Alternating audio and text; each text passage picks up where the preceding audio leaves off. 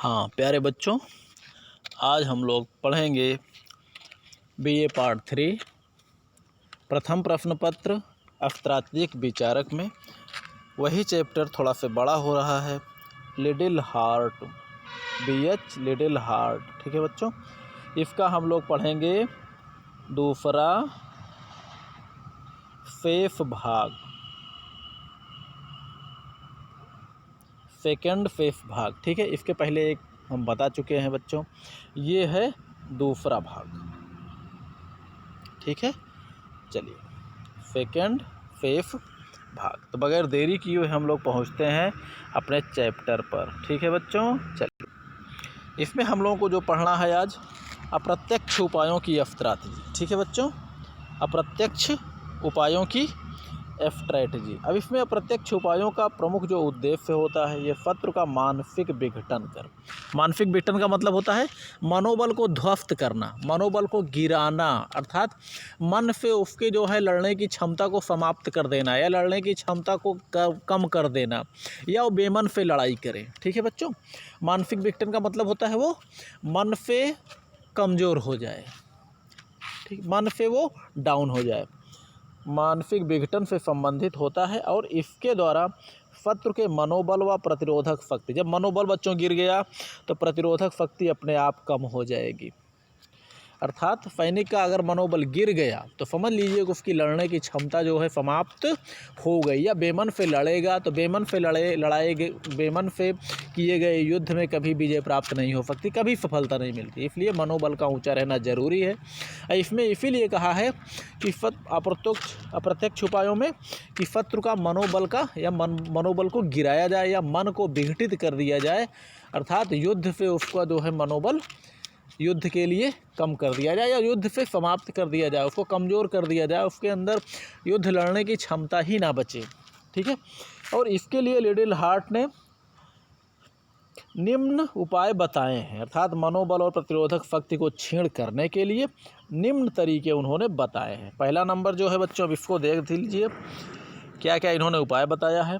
वास्तविक संग्राम, अर्थात वास्तविक युद्ध से पहले ही कुछ ऐसे प्रयत्न किए जाएं जिससे उसकी बौद्धिक शक्ति नष्ट हो जाए, युद्ध करने की शक्ति नष्ट हो जाए। इसके अर्थात युद्ध प्रारंभ हो, इसके पहले ही ऐसा कुछ कर दिया जाए कि उसके लड़ने की क्षमता, लड़ने का मनोबल उसका समाप्त हो जाए। ठीक है, दूसरा नंबर पर क्या कहा है, शत्रु की यातायात एवं संचार रेखाओं को खतरे में डालने का प्रयत्न करना चाहिए, जिससे युद्ध सामग्री व सेनाएं मोर्चे की ओर पहुंच ही ना सकें।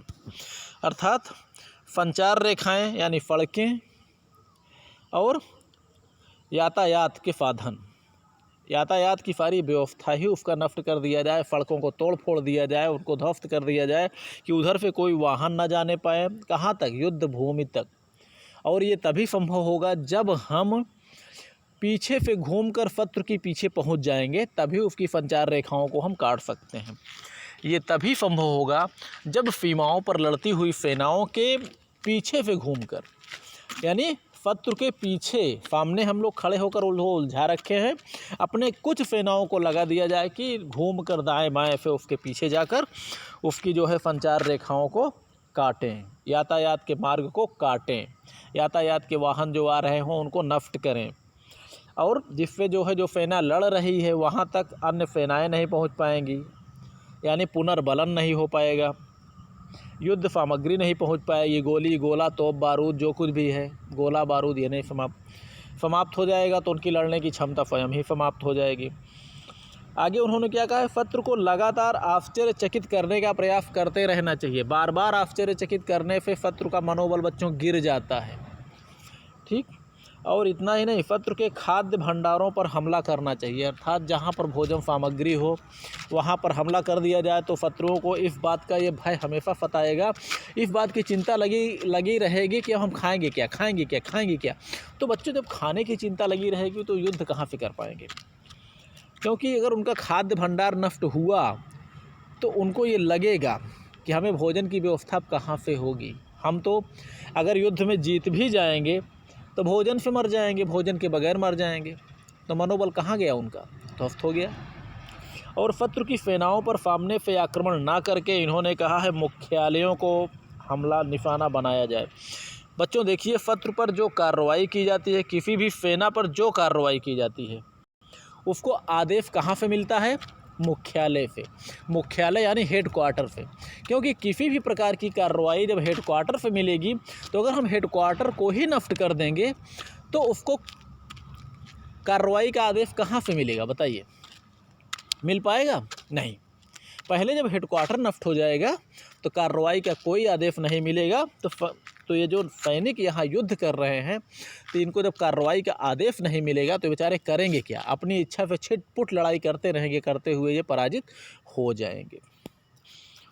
और आगे इन्होंने क्या कहा है? प्रचार के माध्यमों द्वारा जनता एवं सेना का मनोबल तोड़ना। प्रचार का माध्यम, प्रचार के द्वारा यानी सेना को कमज़ोर बताया जाए, अपनी सेना की भरपूर ताकतवर बताया जाए। जैसे चाणक्य ने जो है सिकंदर के जैसे महान विश्व विजेता को प्रचार के माध्यम से इस तरह तोड़ दिया कि उसकी सेनाएं जो है भारत में पौरव से युद्ध करने के बाद आगे बढ़ने को तैयार ही नहीं। उनकी सेनाओं का मनोबल इस कदर गिर गया कि वो आगे बढ़ने के लिए उनकी हिम्मत ही जवाब दे गई। उनका मनोबल इतना गिर गया, उन्हें लगा कि कहाँ हम मरने चले आए यूनान जैसे राज्य को छोड़कर। आगे देखते हैं बच्चों, युद्ध से पूर्व। देखिए, युद्ध से पूर्व जब सेना मार्च कर रही हो उस समय आक्रमण करके उसे तितर बितर करना चाहिए। अर्थात सेना जब चल रही हो युद्ध के लिए तो अचानक कार्रवाई करके, तेज़ी से कार्रवाई, क्योंकि तेज़ी से नहीं जाएंगे तो कार्रवाई का मौका नहीं मिलेगा, तेज़ी से कार्रवाई करके उसे तितर बितर यानी छितरा देना चाहिए। तो ऐसी स्थिति में सेना का मनोबल गिर जाएगा और उसकी लड़ने की क्षमता समाप्त हो जाएगी। पहली बात, वो युद्ध नहीं करेगी, और करेगी भी तो बेमन से युद्ध करेगी, और बेमन से युद्ध करेगी तो हम उसे आसानी से पराजित कर सकते हैं। ठीक है बच्चों, चलिए आगे हम लोग पढ़ते हैं विस्तारित प्रवाह या ब्लिट्जक्रिग समर तंत्र। विस्तारित प्रवाह या आक्रमण या ब्लिट्जक्रिग समर तंत्र। बच्चों, लिटिल हार्ट ने विस्तारित प्रवाह या आक्रमण दिया था नाम, लेकिन उसी के सिद्धांत पर जो वैसी कार्रवाई जब जर्मनी ने की तो उसको उसने नाम दिया बच्चों ब्लिट्जक्रिग समर तंत्र, जबकि है विस्तारित प्रवाह या आक्रमण का ही एक स्वरूप। अब देखिए, सन 1916 में लड़े गए सोमे के प्रथम संग्राम सुदृढ़ में रक्षात्मक स्थलों पर टैंकों एवं मशीन गनों के आक्रमण व्ययशील व निरर्थक सिद्ध हो रहे थे। बच्चों, सोमे का प्रथम संग्राम, जैसे आप लोग फर्स्ट ईयर में आपको हमने पढ़ाया भी है या आप पढ़े होंगे, जो भी आपको पढ़ाए होंगे आपके गुरुजन। बच्चों, सोमे का प्रथम संग्राम वही है जिसमें सर्वप्रथम टैंकों का प्रयोग किया गया। ठीक है, जो प्रथम विश्व युद्ध का एक पार्ट था सोमे का संग्राम। ठीक है, सोमे का संग्राम जिसमें सर्वप्रथम टैंकों का प्रयोग किया गया था, लेकिन उसमें क्या मिली? असफलता हाथ लगी टैंकों को।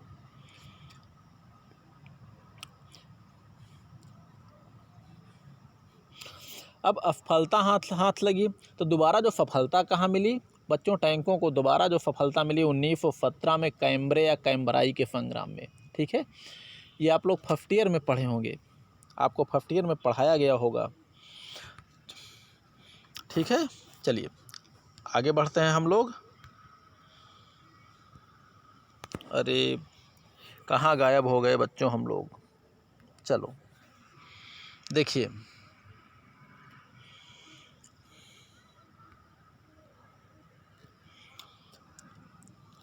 उन्नीस 1916 में सोमे के संग्राम में सुदृढ़ रक्षात्मक स्थलों पर टैंकों और मशीन गनों के आक्रमण व्ययशील यानी गोला बारूद जब रक्षात्मक स्थानों पर फेंके जा रहे थे वो निरर्थक साबित हो रहे थे। ऐसी स्थिति में लिटिल हार्ट ने निम्न सिद्धांत की व्याख्या की। अब देखिए किस सिद्धांत की उसने व्याख्या की सोमे के संग्राम में। पहले शत्रु सेना को केवल उन्हीं बिंदुओं पर आक्रमण किया जाए, शत्रु सेना के केवल उन्हीं बिंदुओं पर आक्रमण किया जाए जो कमज़ोर हों, कमज़ोर और असुरक्षित हों। अर्थात पहला कार्य इन्होंने क्या किया कि जो शक्तिशाली बिंदु हैं उन पर आक्रमण कर रहे हैं तो निरर्थक हो रहा है, तोप से गोला बारूद मशीन गन की गोलियां सब बर्बाद जा रही हैं। तो ऐसी स्थिति में उन्होंने पहला जो कहा, उन्होंने कहा कि उन्हीं स्थानों पर आक्रमण किया जाए जो असुरक्षित और कमज़ोर हों। ठीक, दूसरा उन्होंने क्या कहा कि शत्रुसेना की स्थिति, उसकी सामरिक रचना तथा उसके मुख्यालयों की सही जानकारी हो जाने पर तीव्र जल प्रवाह अथवा मूसलाधार वर्षा की गति से उसमें प्रवेश किया जाए। अब इन्होंने क्या कहा कि शत्रु का अगर हेडक्वार्टर, सामरिक रचना अगर अच्छी तरह से संपूर्ण जानकारी हो तो सीधे उसमें गति यानी तेज़ी से टैंकों के द्वारा तेज़ी से उसमें प्रवेश किया जाए, अर्थात उन क्षेत्रों पर आक्रमण किया जाए। ठीक है बच्चों, और मूसलाधार गति से तेज़ी से उसमें घुसा जाए।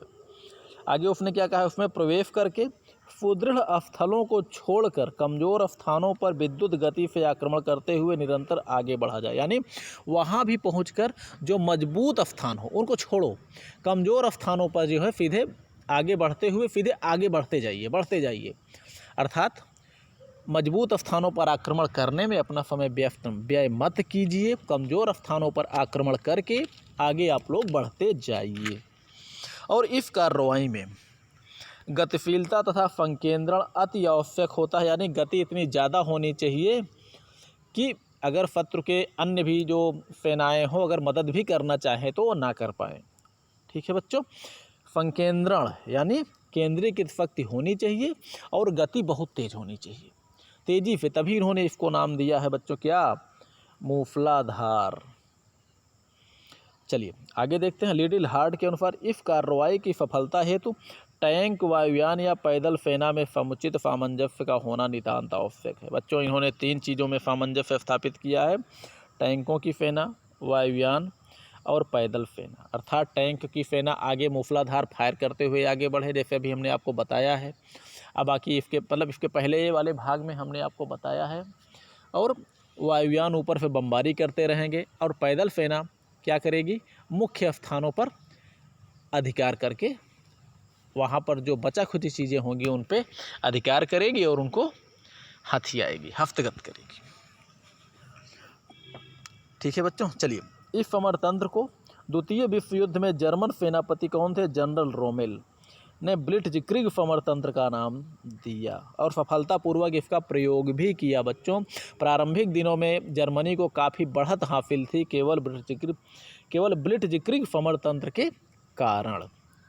अरे कई राष्ट्रों को तो इसने 1-2 दिन में ही ध्वस्त कर दिया था।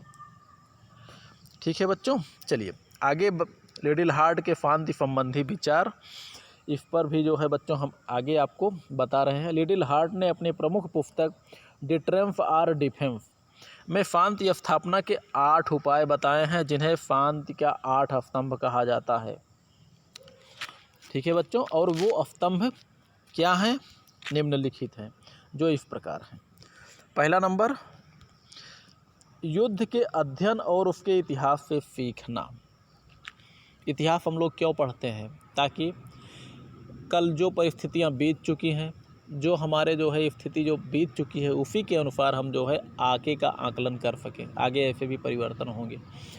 ठीक है, अर्थात युद्ध के अध्ययन और उसके इतिहास से सीखना, यथासंभव शक्ति को एकत्रित करना या शक्ति को प्राप्त करना या अर्जित करना, शांतिपूर्ण असीम धैर्य रखना, क्योंकि इतिहास में बहुधैर्य ही जो है आपत्ति के समय काम आता है बच्चों।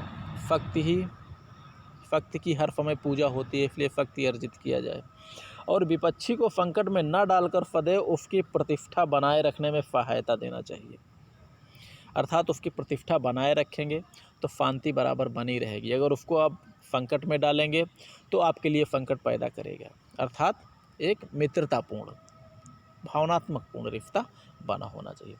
और अपने आप को विपक्षी की स्थिति में रख कर परिस्थितियों को देखना चाहिए।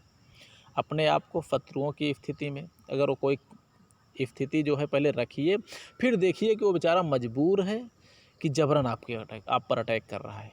तब आप समझेंगे कि वो मजबूरी में अटैक कर रहा है या उसका शौक़ है आक्रमण करने का। हम जो कर रहे हैं वह सही है, इसकी भावना से दूर रहना। अर्थात कोई ज़रूरी नहीं है कि हम जो कर रहे हो वो सही हो।